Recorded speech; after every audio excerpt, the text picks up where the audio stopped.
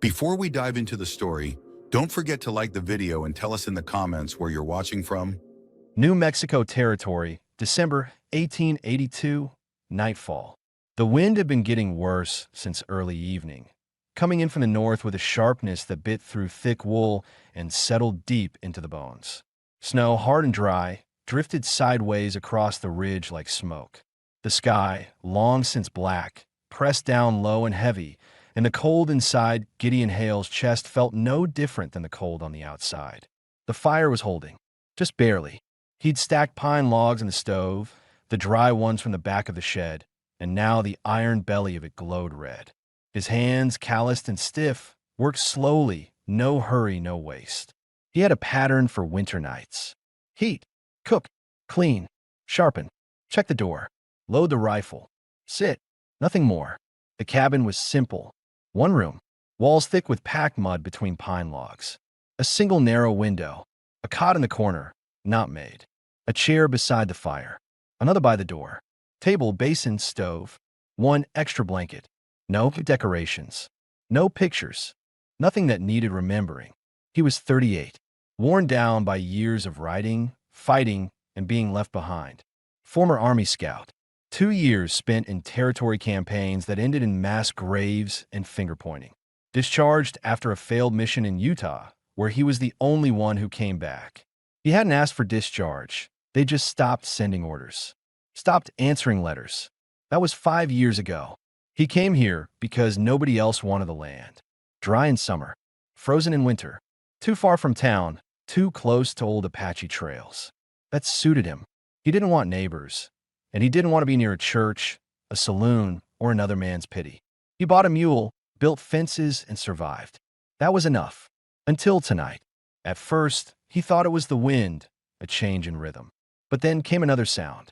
Not steady like knocking, not sharp like a boot, more like something weak, a dragging. Then a dull thump. He was on his feet before he knew it. Instinct wired from years of listening for trouble. Hand to the rifle. But he didn't lift it. He moved slow to the door and pressed his shoulder against it. Listened. Waited. Silence. Then, again, scratching. Not on wood. On the frozen step just outside. He unbolted the door. What he saw stopped him cold. A woman. Kneeling. Collapsed more than upright. Barefoot. Skin blotched red and purple from exposure. Her dress, deerskin, Apache make, was torn at the shoulder and hem, soaked through from snowmelt. Bits of beadwork clung to the strands where tassels had been ripped away. Her hair was wet and clumped in long black strands, some stuck to her face, some hanging loose. Her arms shook under her own weight. Her eyes met his. They didn't plead, not at first. They just locked onto his face like she was trying to decide if he was going to hit her or let her speak. Then her lips parted. "I can serve," she said, voice hoarse and broken from cold. "If you want, just not outside." It wasn't seductive. It wasn't even clear. It was survival. Gideon felt it before he thought it. A pressure in his chest. Not pity, not desire. Something else. Recognition. She wasn't trying to trick him. She wasn't trying to gain anything. She just didn't want to die. He didn't speak. Just stepped back and opened the door fully. She blinked in disbelief, and then her arms gave out. Her body dropped forward onto the wood floor just inside. She didn't scream, just hit the floor with a dull sound, like wet cloth, and curled into herself. He shut the door fast. The cold air inside dropped 5 degrees in the space of 3 breaths. He dropped to his knees beside her. She flinched when he reached for her shoulder. "Easy," he said. His voice sounded rough, even to his own ears. He hadn't used it much lately. "I ain't gonna hurt you." She didn't respond. She didn't look at him, just curled tighter. He slid his arms under her carefully, lifting her toward the fire. She was light, but stiff with cold. Her feet were like stone. Her skin burned with frost. And when his fingers touched the bare side of her waist where the dress had torn, he felt raised welts and bruises beneath the dirt and beadwork. He didn't speak again. He laid her on a folded horse blanket near the stove, far enough not to burn, close enough to warm. She stirred. Her eyes moved to the fire. "Please," she whispered again. "You can have me. I won't fight." Gideon shook his head once, sharp and final. "No." She frowned faintly. as if she hadn't heard right. Her lips parted, but he didn't wait for more. "You don't owe me anything." She stared at him, her expression frozen, not just from the cold, but from confusion. The idea that someone would give her warmth and not take something for it seemed foreign. Impossible. He left her there and moved to the small chest at the far end of the cabin. Took the second blanket, pulled out dry socks and a boiled shirt, too big for her but better than what she had. He returned, set them beside her without touching her again. Then he knelt, built up the fire, stoked it until the heat reached their backs. She slowly pushed herself upright with effort. Her arms shook from the strain. Her legs wouldn't straighten, but she managed to sit. Gideon watched her face, eyes red and dry, jaw clenched, not crying, just enduring. She reached for the shirt first, pulled it on over the torn dress without removing anything. Her hands fumbled. He turned away. A minute later, he heard her whisper again. "Why?" He didn't answer. Instead, he ladled coffee from the pot into a tin cup and placed it on the floor in front of her. Then he sat on the far side of the fire, facing her, but saying nothing. She stared at the cup. After a moment, she picked it up, drank. Then her voice again, softer this time. "Thank you." He nodded once. Didn't speak. The storm outside howled again. Wind pushed at the walls. But inside, the cabin held. The fire burned. And for the first time in 5 winters, Gideon Hale wasn't alone. The storm lasted all night. It hammered the cabin roof in waves, pushing wind through the cracks in the walls and under the door, but the fire kept. Gideon had built it up with the driest logs he had, then sat by it long after she'd gone still. He didn't sleep, just sat in the corner chair, arms crossed, coat on, watching her chest rise and fall beneath the blanket. She didn't cry in her sleep, didn't make a sound, but her body flinched sometimes, slight jerks like she expected something to hit her. Once, around midnight, she woke suddenly with a gasp, reaching for her legs. When she realized she was covered, warm, untouched, she lay back down without a word. He didn't speak either. She slept on the floor, near the fire. He didn't offer the cot. That would have been too much, too close, too soon. Besides, he hadn't let anyone else use it in years. Around 2 in the morning, he rose and ladled more coffee into the tin cup, then drank it standing near the window, listening to the wind scrape snow against the far wall of the cabin. His horse was in the shed. The mule, too. He'd checked them earlier. They were quiet now. Everything was quiet except the storm and the sound of her breathing. She shifted under the blanket again. Her feet were still raw. He'd seen the cracks and scabs, dirt frozen into her skin. Her fingers, too, purpling at the tips. If she hadn't knocked, if she'd collapsed 10 feet farther from the door, she'd be a body by now. Gideon turned from the window, sat back in the chair, watched the fire, tried not to think. He never asked himself why he let her in. The answer was too simple and too heavy. He just knew he couldn't leave someone in the cold again. Not again. Morning light came slow and gray, filtering through the single window like ash. The wind had dropped, but the cold stayed thick. The world outside was white and still. Nothing moved. Inside, she stirred again. Her eyes opened. She looked at the fire, at the chair, at him. Then she sat up fast, too fast. The blanket fell, and she winced, covering her chest where the dress had slipped again at the torn neckline. Her hair was tangled over one shoulder. She clutched the blanket tighter and backed up slightly, breathing quick. Gideon didn't move. "You're safe," he said, quiet. She stared at him. Her lips were dry, cracked. Her fingers, even wrapped in cloth, still trembled. "You didn't." He shook his head once. "I didn't." She stared longer. Then something in her shoulders loosened. Not trust, but exhaustion. She pulled the blanket around her again and leaned back against the wall.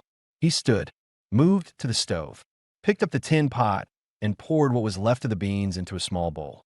Warmed it over the coals without looking at her. "I got food," he said. "It ain't much, but it's hot." She didn't answer. When it was ready, he placed the bowl on the floor and stepped back, sitting across from her again.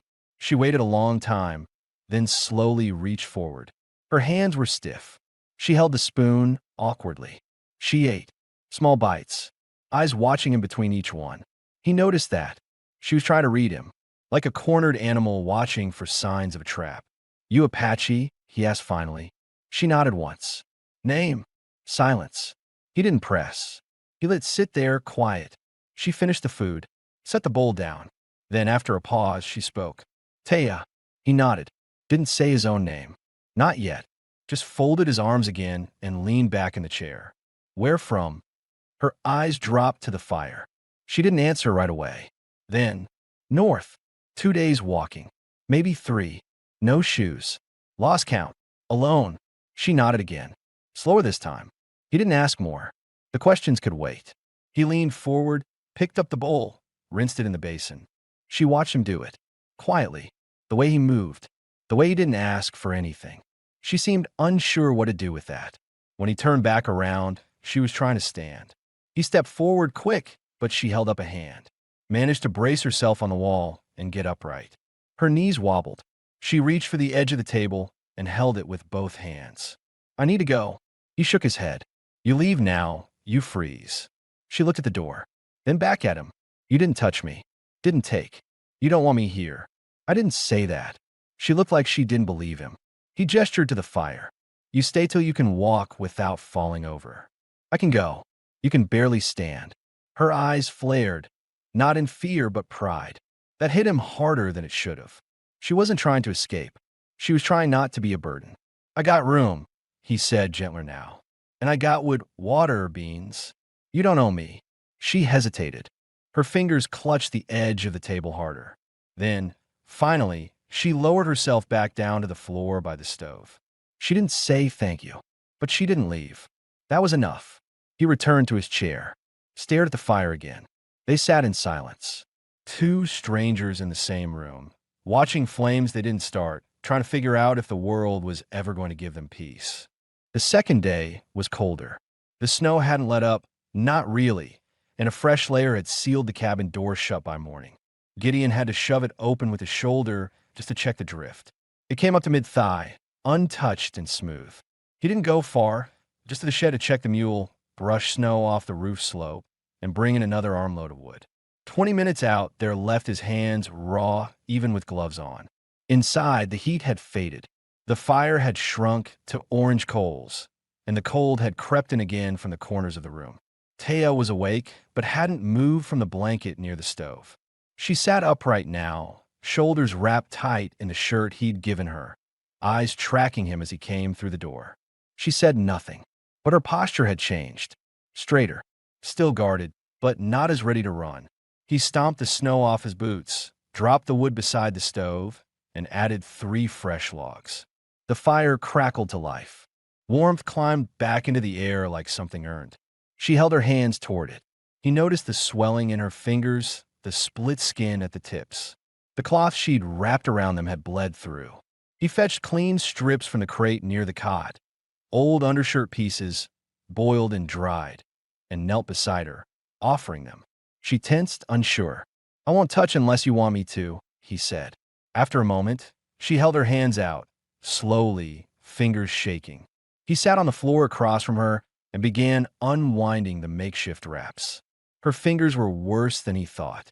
Deep cracks, purple under the nails. He moved gently, silent, working in the firelight, aware of her eyes on him the whole time. He said nothing about the injuries. Just cleaned what he could with warm water, dried them, and rewrapped each one in clean cloth. She didn't flinch this time. When he finished, she lowered her hands into her lap and stared down at them for a long time. Thank you, she said quietly.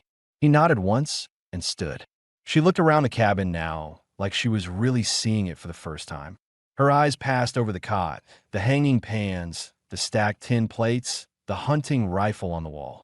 Her gaze stopped at the chair where his coat hung. You live here alone? She asked. 5 winters now. No woman. He shook his head. No. She didn't ask why, but her eyes lingered on him a second longer. Later that morning, he cooked cornmeal mush in the same tin pot, thickened it with dried beans. It wasn't much, but it filled the air with steam and made the place smell like something warmer than would smoke. He served her first again. She tried to take the bowl from him, but her fingers slipped. He caught it, then set it down in front of her on the floor.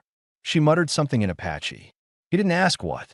After a moment, she said it again, quieter. You give before you take. He didn't respond. You don't eat until I eat, she added. Habit, he said, voice flat. She studied him.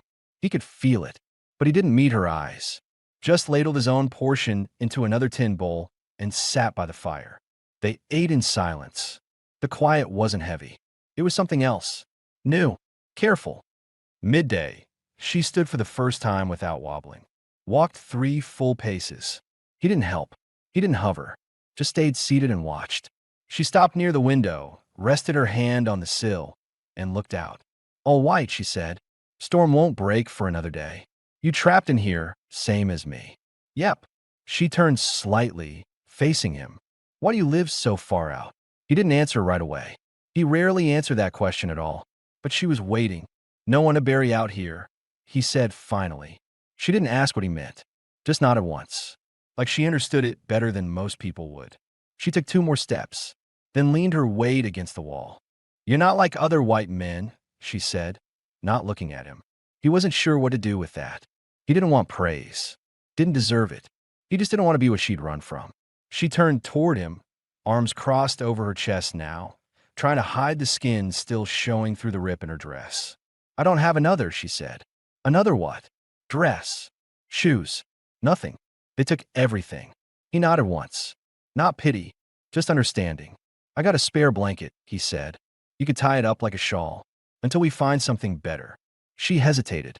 Will you help me tie it? He stood, went to the cot, grabbed the spare wool blanket, brought it to her, and held it up. She turned around, slowly, keeping her arms crossed. He wrapped it around her shoulders, then waited. She reached back with one hand and took the loose ends. His fingers brushed her back for a moment as he helped knot it loosely behind her neck.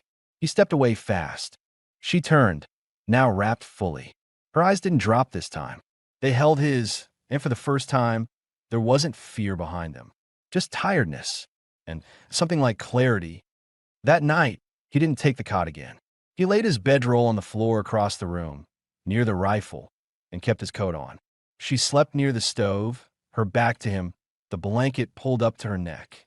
The cabin was still. No words passed between them after dark. But she hadn't offered herself again, and he hadn't needed to say no. She knew now. She could stay and be safe. That was the first night they slept in the same room, not as strangers, but as people learning how not to be afraid of silence. The snow finally stopped sometime before dawn. Gideon knew it not by looking, but by the way the light shifted through the small window, softer, brighter, without the swirling shadow of flakes behind it. The wind had eased too, and for the first time in days, the silence outside matched the silence inside. He got up quietly. The fire had burned low, and his breath fogged in the air as he moved. Teo was still asleep, curled beneath the blanket near the stove. Her face was relaxed, not peaceful exactly, but not braced the way it had been before. She looked younger in sleep, less guarded. He didn't wake her. Instead, he stepped outside. The cold hit hard, but it was different now. Clean. Still. The land was buried in white, unbroken except for the slope of the roof and the dark square of the barn shed half sunk against the hill. His boots crunched through the drift as he made his way to the animals. The mule snorted when he opened the door. The horse, slower to react, lifted its head and blinked. He mucked the stall, broke the ice in the trough, fed both from the hayrack. Every motion was familiar, controlled, but his thoughts weren't on the feed or the weather. They stayed in the cabin, with the woman inside. When he came back in, she was awake, sitting cross-legged now, her back to the fire.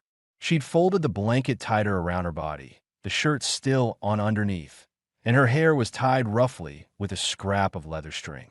Her eyes went to the door as he stepped in, but she didn't look startled this time. Your horse sounds old, she said plainly. Gideon let the snow drop from his coat before shutting the door. Older than the mule, he said, but steadier. She nodded. Mules are loud. Yours would be too, with snow that deep. That was the first time he made a joke. It landed quiet, but her lip twitched faintly. A half smile, or maybe just a shadow of one.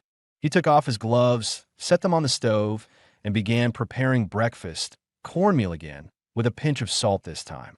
He didn't ask if she was hungry. He didn't need to. When it was ready, she moved to sit at the table without being asked. She didn't speak as he placed the bowl in front of her, just gave a small nod of thanks and began eating. Her movements were less stiff, more sure. After a few bites, she glanced around the cabin. You always live this way? This way? Alone? Quiet? No mess? He shrugged. No one to make mess for. She considered that. Not lonely? He thought for a moment, then said, no. She didn't believe him. He could tell. After they ate, she stood and walked the perimeter of the room slowly, testing her balance. When she reached the window, she wiped away the frost with her palm and stared out across the ridge. How far to town? Half day on horse. Longer on foot. You go often? Once a month. For supplies? He nodded. She turned back toward him. I want to help. He looked up from the pot he was cleaning. Help what? Work. Do something. You're still recovering. I have hands. He studied her. She wasn't offering now out of desperation. She was asserting something. A right to be part of the space she was occupying. He didn't argue. There's a basin behind the shed, he said. If we chip the ice, we can boil water. Wash what's still good. She stepped toward the door barefoot. Wait, he said. He went to the cot, dug through a crate beneath it, and pulled out an old pair of socks and the only spare boots he had, scuffed, cracked leather, several sizes too big. These won't fit. They'll do, she said. He helped her lace them. She didn't flinch when he touched her ankles this time. Her legs were scraped, red from frost, but healing. Outside, the sky had cleared. Blue stretched overhead in a wide, pale sweep, broken only by the line of distant pines and the dull silver of frozen brush peeking through snow. The air was bitter but still, breathable. She moved slow through the snow. He stayed near, not hovering, but close enough in case she stumbled. At the basin, he broke the ice with a rusted axe head and dipped the buckets. She carried one back inside without being asked, set on the stove to boil. Then she pulled the torn dress from the floor and began to clean it. He didn't speak, just watched. She worked with focus, eyes narrowed, jaw tight. Every stitch she pulled loose, every bead she set aside. None of it looked random.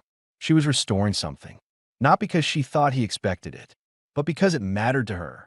He understood that. Later, she stood at the table, steam rising from the cloth in her hands, and asked without looking at him, "Do you have a needle?" He brought her the small tin he kept near the rifle oil. She took it, carefully threaded a length of dark sinew, and began sewing. He watched from the chair, arms crossed. "You do that well," he said. "My mother made me learn," she replied. She said if I had nothing else, I should know how to fix what's mine. He nodded. "That's a good lesson." She looked up at him briefly. Most men I've met didn't think so. He didn't respond. Didn't need to. By nightfall, the repaired dress was hanging dry on a line across the room. The cabin smelled like warm leather and boiled water and wood smoke. She handed the boots back to him. "Keep them," he said. "They're yours. I got another pair." She paused, then said, "Thank you." He nodded. They sat at the table that night. 2 bowls, 2 spoons. No talking, but something easier than silence. Not comfort exactly, but permission. Before bed, she folded the blanket herself. Didn't wait for him to help. Laid it near the fire again. Then turned to him. "Good night," she said. It was the first night she spoke the last word. He stood beside his bedroll, nodded once. "Good night, Taya." And for the first time in years, Gideon Hale said someone's name aloud, and it didn't hurt to say it. By the 4th morning, their movements had found a rhythm. Gideon rose first, stoked the stove, fed the mule and horse. Taya stayed inside and waited until the air warmed, then boiled water and set their 2 bowls at the table without a word. She no longer asked if she could help. She simply moved through the space as if she had the right to be there. And she did. When he returned, she was pouring water into the basin. Her sleeves rolled to her elbows. Her hands were still wrapped in cloth, but she moved with more ease. Less guarded. Her hair had been brushed back and tied into a single braid that hung loose down her back, strands still damp from washing. "Snow's easing off," he said, pulling off his gloves. "Might thaw enough for town in 2 days." She gave a small nod. "You go then. I need coffee. Powder. Maybe flour. You go alone. I always do." This time, she didn't look away when she asked, "You want me gone by then?" The question hit like a split fence post in frost. Straight. Inevitable. No way to work around it. He hung his coat without answering. She turned back to the basin and dipped a cloth in the water, squeezing it out slowly. Her arms were tense. She didn't push the question again, but it stayed there, hanging in the room like the smell of snow-damp wood. Gideon finally answered. You can stay as long as you want. She stilled, her hands in the water, her back still turned. Even after I get strong? He nodded. Yes. Silence. Then she murmured, no one's ever said that to me before. He didn't know how to answer, so he didn't. Later that afternoon, the clouds broke. The blue sky opened wide over the ridge, and sun spilled across the snow like sheets of glass. They stood outside together for the first time, she wrapped in a patch blanket, him holding the kettle he'd brought out to melt snow. He glanced at her once as she stared at the horizon. What do you see out there? He asked. She didn't answer right away. Then, quietly, she said, I'm looking for something that doesn't want to hurt me. He didn't press. When they went back inside, she paused just past the door, fingers brushing the wood grain where it met the wall. Then she turned and looked at him. You have a wife once? He didn't flinch, but he didn't hide the weight behind his answer either. Yes. She waited. She died before the war ended. Fever. We didn't have medicine. Or time. Her expression didn't change, but her eyes shifted. Something softened. You love her still? I think about her, he said, but I don't expect her to come back. That's different than loving a ghost. Taya stepped closer, slowly. She wasn't nervous, just deliberate. Did you bury her here? No, in Texas, before I came out this way. He expected her to leave it there. Instead, she asked, You came here to forget? He looked at her. No, I came here to stop having to explain. She seemed to understand that. She didn't speak for a long time after. But when they sat down to eat again that evening, something shifted. She sat closer. She didn't wait for him to start eating. And when he poured the coffee afterward, her hand reached across the table. It wasn't to take the tin cup. She placed her hand lightly on his. Her fingers small, bandaged but warm. He froze. She didn't pull away. He didn't move. Her voice was barely above a breath. You don't touch unless I let you. No, he said. She nodded, eyes never leaving his. This time, I let you. He didn't grab her, didn't lean in. He just turned his palm upward under hers, letting their hands rest together on the table between them. It was the first contact, not born of injury, offering, or fear. Just choice. When she finally stood, she didn't say goodnight. She didn't have to. He watched her walk to the stove, lay out the bedroll, and settle in. She didn't glance back, but he knew. Without question, she felt safe now. And, maybe for the first time in years, so did he. The wind had died completely. For the first time in nearly a week, the land outside was still. No flurries, no whistling through the cracks. Just quiet, the kind that filled the room when no one needed to speak. The fire was burning steady, low even, not roaring, not dim.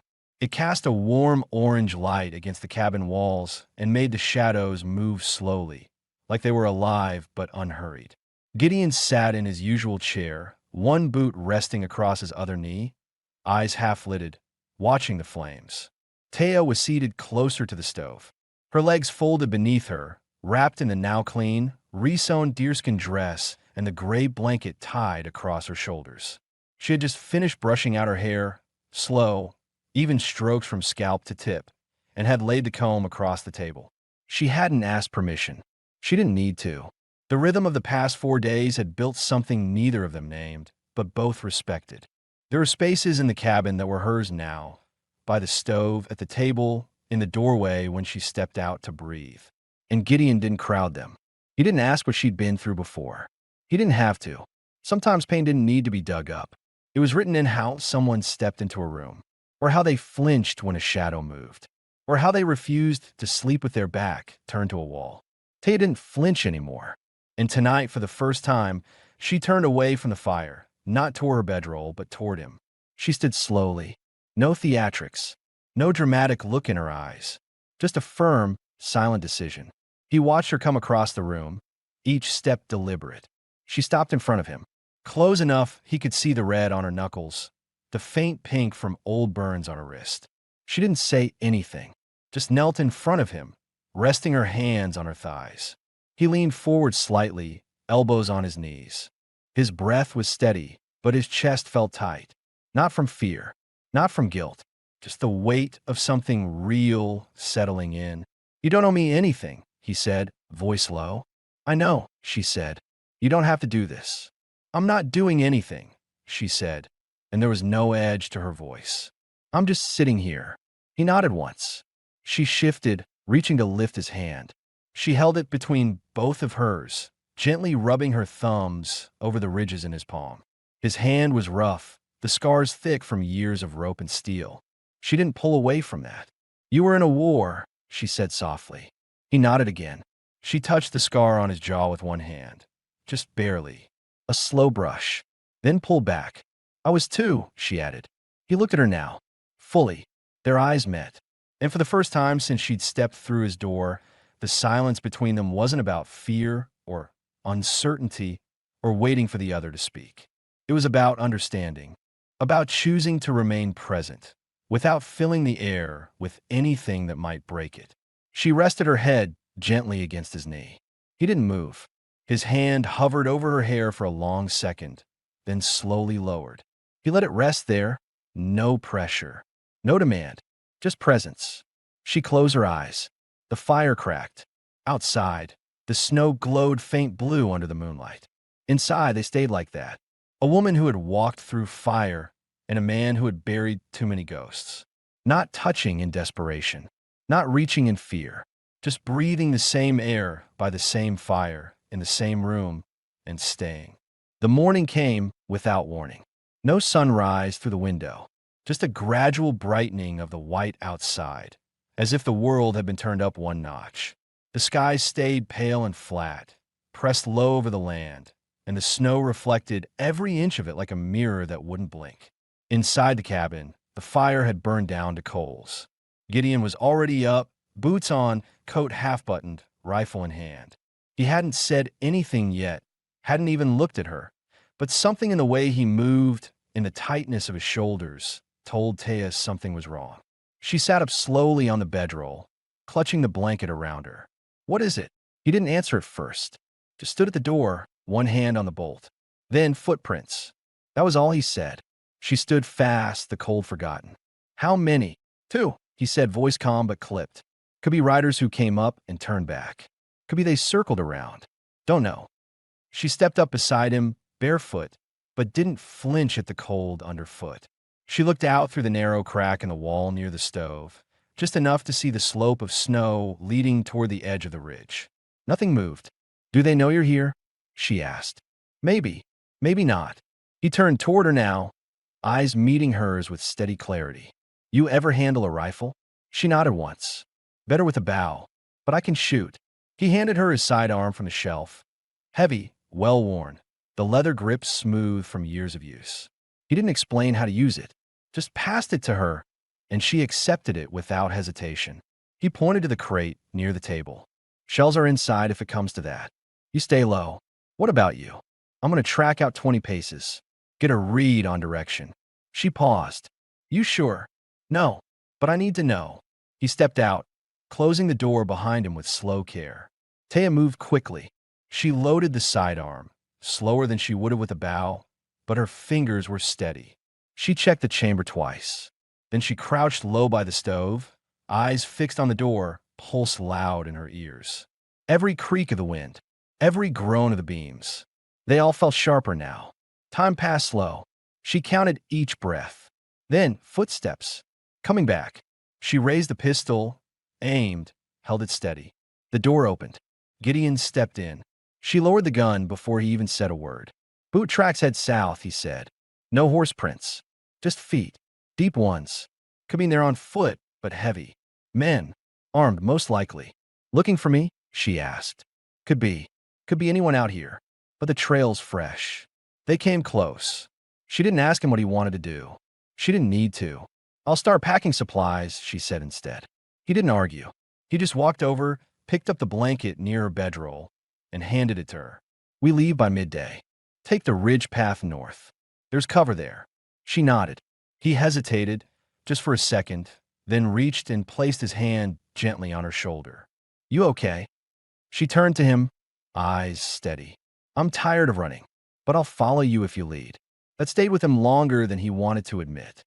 By the time noon came, the sun had broken through the clouds.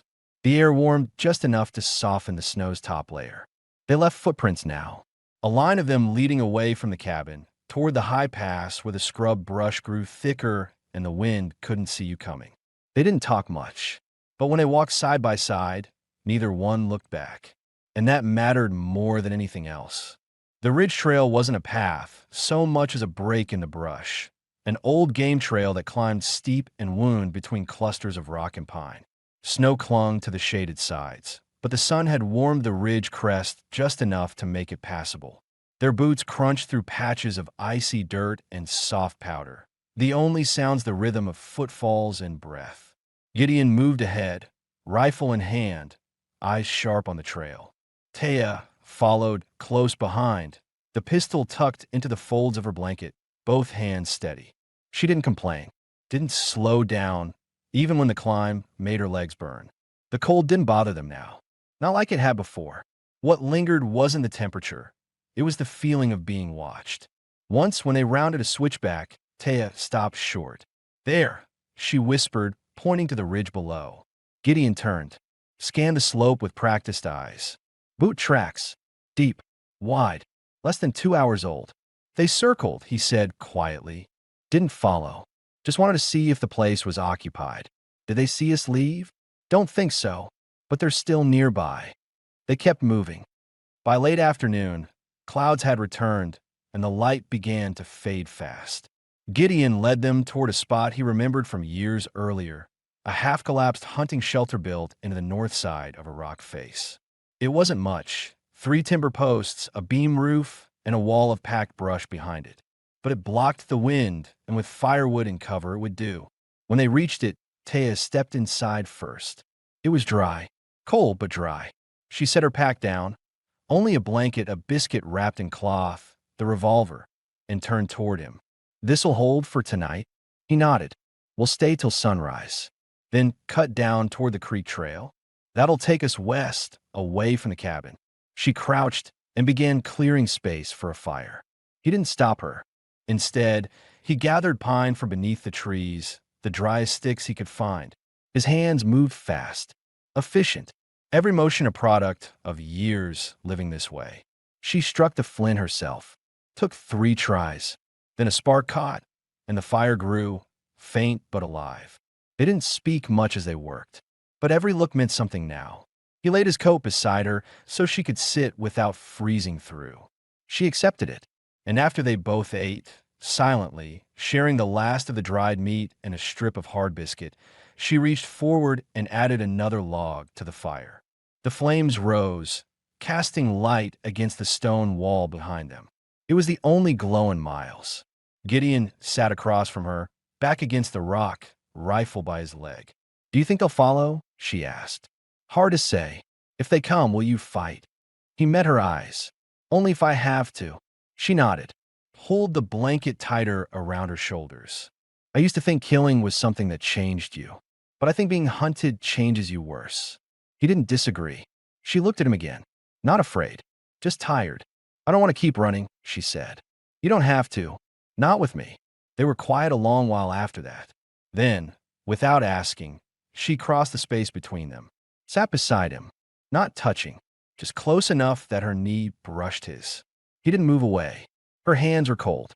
She tucked them under the blanket and leaned just slightly into him. "You still don't touch unless I ask?" she whispered. "I don't. Then I'm asking." He turned his head toward her. Slowly, carefully, he slid his arm around her shoulders, resting it over the blanket. She leaned into the curve of him, her body soft against his side, the firelight warming her face. Neither spoke. There was no kiss, no fever grab, just the shared silence of 2 people who had survived long enough to stop fighting the quiet. Outside, the ridge stayed still.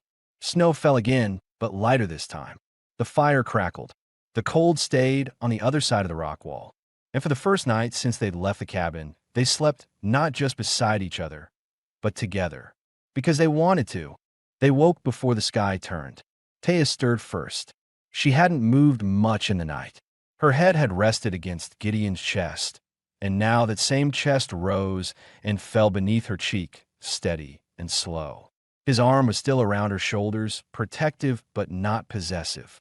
When she shifted, he opened his eyes but didn't speak. The fire had burned low, just a red core surrounded by ash. The cold pressed in at the edges of a shelter again, but neither of them reached for warmth right away. They sat up together, wordless. Then she spoke softly. "Do you still want to keep moving?" He rubbed a hand over his jaw. "Thought, I don't want to bring trouble to that cabin, but we can't keep running either." She nodded, staring at the embers. "I've been running since I was 16. I don't even remember what it feels like to plant something and stay long enough to watch it grow." He looked over at her, the curve of her face lit soft by what was left of the fire. "We could try," he said. Her eyes turned toward him. "You do that? Start again somewhere else?" "Not alone," he said. That answer landed heavy between them. Not as burden, as promise. They broke camp just after first light, packed the blanket, doused the fire, smoothed out the snow to cover any sign they'd stayed. Gideon scanned the trail below with the long view he'd trained for in the army. He saw no fresh movement, no broken branches, no disturbed snow. They cut west along the old creek trail, the one he used to ride for trapping before winter set in. It led through low trees and shallow rock passes, terrain hard to follow, harder to track. Perfect for starting over. Taya walked beside him, not behind. Her feet still ached, and she limped slightly on her left side where frostbite had bruised the toes, but she never asked to stop. Around midday, they paused in a small clearing by the frozen creek. Gideon knelt to check the water beneath the ice. Taya stood watch, her eyes trained toward the far slope. That's when they heard it. Distant, not close enough to see, but close enough to feel in the chest. A voice. Two men, talking low. Not Apache. English. She crouched. He moved to cover behind a pine, motioning for her to stay low. His rifle came up, but he didn't lift it to his shoulder. He listened. Then the voices drifted off. Faint, moving south, away from the direction they were heading. Taya looked at him. Could be bounty hunters? Could be, he said. But they're not tracking. Didn't stop. Didn't cut sign. She waited. Then he said, "We keep going." They didn't speak again until they reached the bluff. Below them lay a long flat stretch of unclaimed land. Dry brush, rocky soil, and a grove of cedar trees halfway down. Gideon stopped at the edge of the overlook and stood still. "This could work," he said. Taya stepped beside him, eyes scanning the land. Water nearby, 3 miles west. Spring-fed. Soil's hard, but it'll break if we work it. Enough space for a cabin. More than enough. She let out a long breath. Not relief. Something closer to resolve. "Then let's build something," she said. He turned to her. "You sure?" She nodded. "You said not alone." "I meant it." She stepped in close, lifted her hand to his cheek. Fingers warm despite the wind. He leaned forward slightly, forehead against hers. Then she kissed him. Slow, not desperate, not asking for anything. Just a kiss that said, "I'm still here." When they pulled apart, she smiled faintly. Her first real smile. He reached in his coat and pulled out a folded piece of leather, an old pouch he kept for flint and scraps. From it, he took out a small wood-handled knife. He turned and carved a line in the bark of the cedar tree beside them. Then another. Then 4 more. "What are you doing?" she asked, tilting her head. "Marking the first day," he said. "If we're going to stay, we need to start counting." Taya stepped beside him and added a mark of her own beneath his. Smaller, slanted, but there. 1 start. 2 people. No one chasing them. Just snow, earth, and sky stretching out in all directions, and room to begin again. The land hadn't gotten any warmer, but it had gotten familiar.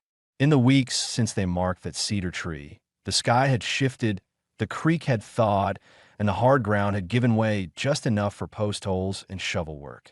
The soil wasn't kind, but neither were they. Not anymore. They'd both learned how to make things last with hands that didn't stop, even when they shook from cold or ache. The cabin went up slowly, 1 wall at a time. Gideon cut and set every beam. Taya hauled rocks from the ridge to form a foundation ring. No fancy plans, no blueprints, just what he remembered from before and what she suggested from watching her father build with nothing but rope and mud when she was a girl. There was no talk of leaving, no talk of what came before, only what was needed now: timber, water, food, and each other. Inside the half-built cabin, the stove from his old place stood in the center. They'd hauled it across the valley in parts on a sledge, Taya guiding the mule, while Gideon pushed from behind. It took a full day and 2 bloody knuckles, but now it burned hot again, anchoring the space like it had always belonged. Taya had made curtains from her old deerskin dress. She didn't explain why, just said it shouldn't be worn anymore, but it shouldn't be buried either. She hung them with twine across the one window Gideon had carved into the north wall. There were 2 cups on the shelf now, 2 spoons, 2 blankets folded at the edge of the cot they shared. Not because they had to, because they chose to. One morning, Gideon came in from checking the trapline to find Taya crouched by the stove, brushing out her hair in the firelight. Her braid was longer now, thicker. Her skin had healed. No more cracks at her fingers. No more bruises on her thighs.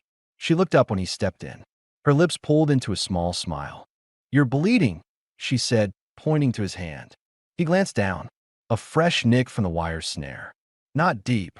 She rose and walked over, took his hand without asking, sat him on the stool, dipped a rag in warm water, and cleaned it slowly. He watched her face the whole time, the slope of her cheeks, the way her mouth pressed in concentration.